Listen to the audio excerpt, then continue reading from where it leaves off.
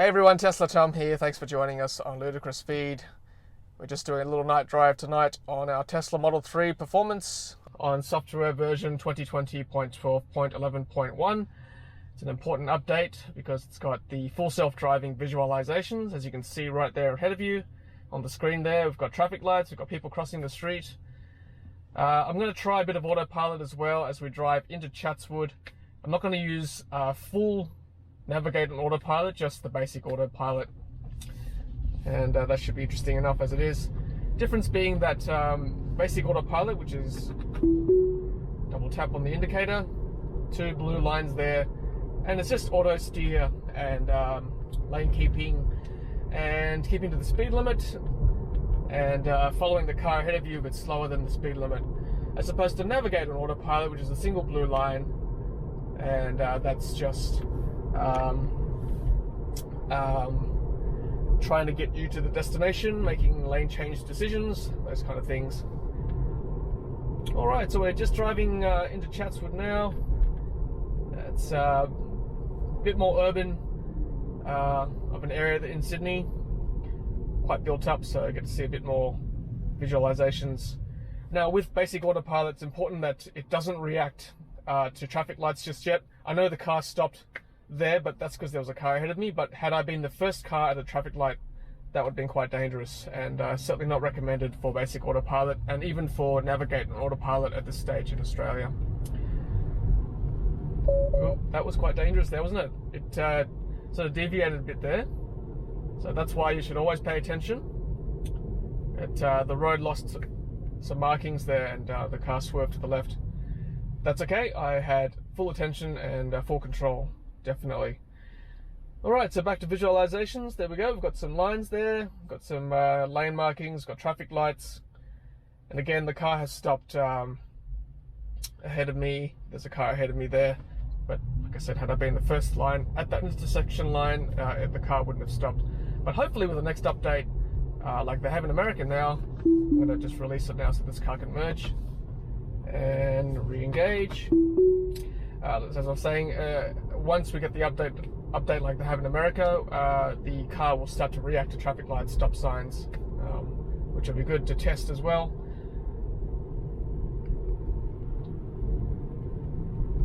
Alright,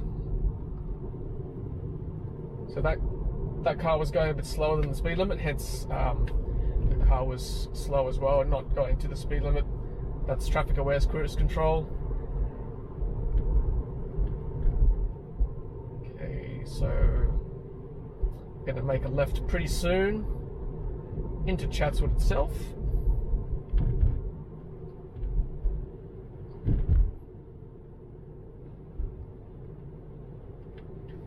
Right, I'm going to indicate left now. Probably going to disengage autopilot just for a second. Okay, no, I don't have to do that just yet, as the car comes to the stop. But I will shortly. In fact, I'll do it now, once the car stops. See that? It said auto lane change unavailable. Guess I'm on basic autopilot. A few traffic lights there. There's that intersection line ahead of me. Once we get that next update, hopefully we'll be able to see the car reacting to traffic lights. And I assume the car will try to stop at that intersection line there. So the car's always in something called shadow mode, which is Tesla trying to predict what it would do in a situation, and then compare it to the human reaction, like my reaction basically. And I guess all this data is very important for the neural net. One day when full self-driving, that's true full self-driving, is activated, then Tesla has got some data to show regulators and governments that look, we're 99+% accurate. That should help turn on autonomous driving. Hope you guys can see that on the screen there. A bit more contrast in dark mode. Just driving into Chatswood proper.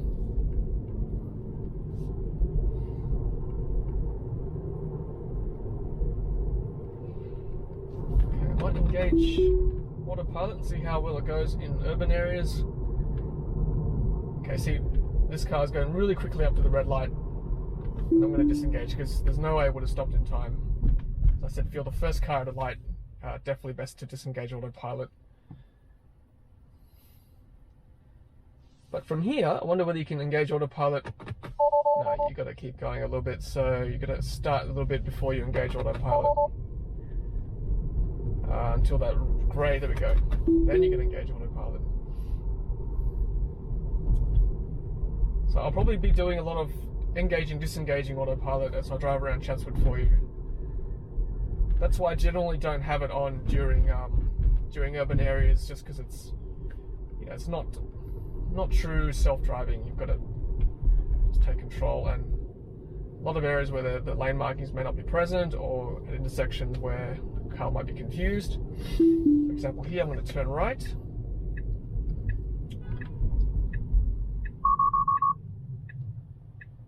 Okay, so we'll just stop here for the meantime.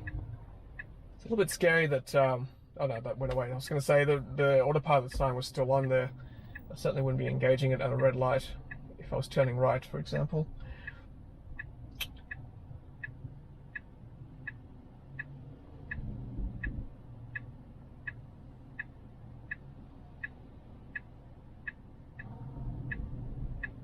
Okay, should be our turn to turn pretty soon.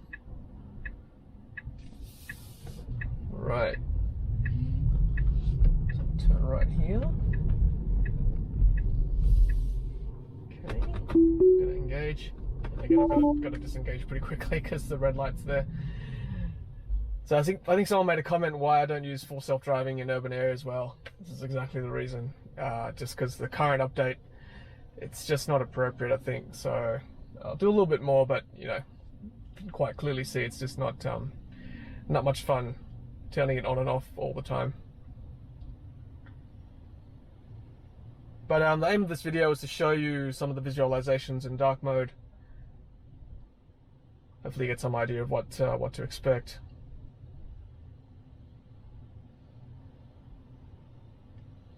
Okay, so what we'll do is we'll go a bit further up to Pacific Highway, and then we'll duck back in on the other side so you can see the main drag, Chatswood. A few more visualizations in that built-up area. So you can see it's pretty responsive, right? The light turned green, and then the light here turned green pretty quickly as well.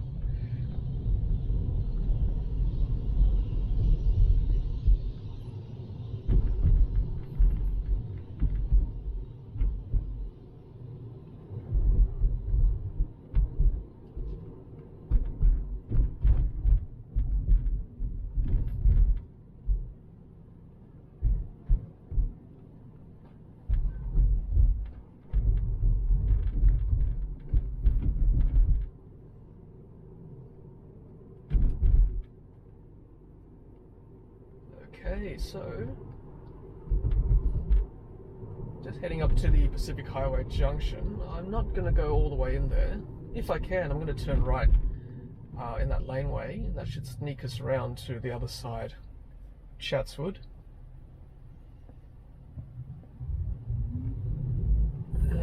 Albert Lane, yes. Let's see whether we can sneak in here. Let's see how well I know my Chatswood. Okay, so far so good. Through the back roads here. Now, I think it's a right turn on Thomas Street. Could be wrong, could be a left turn. Nope, it is a right turn. Okay, good. It's all without navigation, guys. Just old school. What they call in London?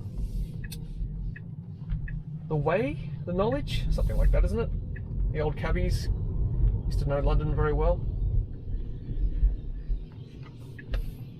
Okay, and it doesn't pick up pedestrian crossings, so I think that's something that's got to be worked on for the next update. Okay, I'm going to turn right here. This is the railway station.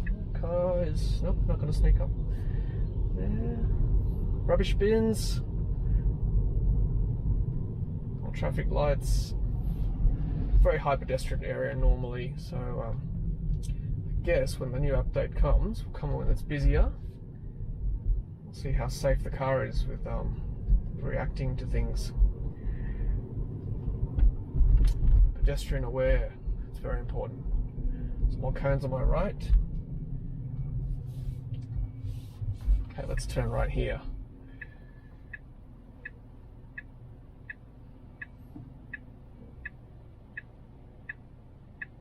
Yeah, see again, there's that stop sign and the traffic light. As you'll see ahead there, it's actually a combined stop sign and traffic light. So yeah, this is a very unique Sydney thing, maybe even Australian thing. If you're from another city, let me know if that also occurs in Melbourne or Brisbane or any other city or town in Australia. And then as you can see there, there's a four light traffic light, so that's not showing up here either. Okay, that's a unique thing here. Okay, made that light, good. Let's sneak into Chatswood.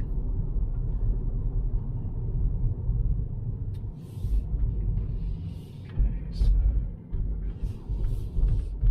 let's see if we can just sneak in autopilot just before the light there. Yes, we can. Okay, I want to turn right. What does autopilot do? No, it doesn't do it well. Hence I took over.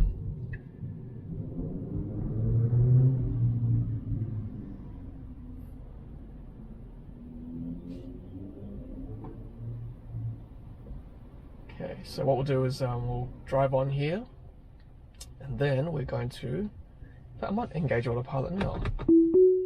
So you can engage it at stop. Obviously I'm not the first car at the light, so it's okay. And then as you can see, when the car moves, it actually reacts pretty well. This bit's a bit dubious, many lane markings there. That's when it gets a little bit confused. But it's trying its best. It's trying its best. There we go. Is it gonna go? Yes, it's gonna go. Well done, car. Well done. Okay, this is when it's confused again. I might take over pretty soon, because it's gonna get pretty confused. Yeah, look at that. We don't want that, do we? Okay. Alright. As you see, the pedestrian walked across my car on the screen. Obviously that didn't happen. But, okay, so bins. So it's picking up stationary bins too, like this one here. There you go. That shows up as a wheelie bin. Pretty cool, because, I mean, you know, how does the car know that's a bin? I mean, what if it's a funny looking bin? I'm impressed.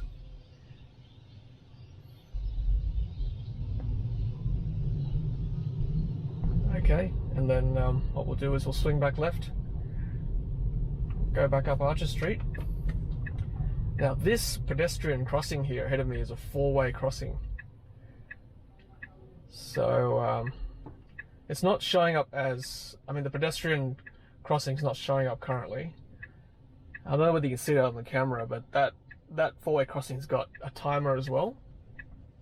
So that'd be cool if we can see that as well with future updates, like the timer counting down for the pedestrian crossing.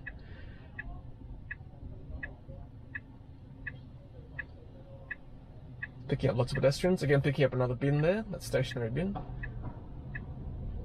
Must be an algorithm, right? It kind of looks like a bin. There's a cyclist up there. And that basically, ladies and gentlemen, is Chatswood at 5:30 at Twilight. Guys, stay safe, look after yourselves, take care. I'll see you next time.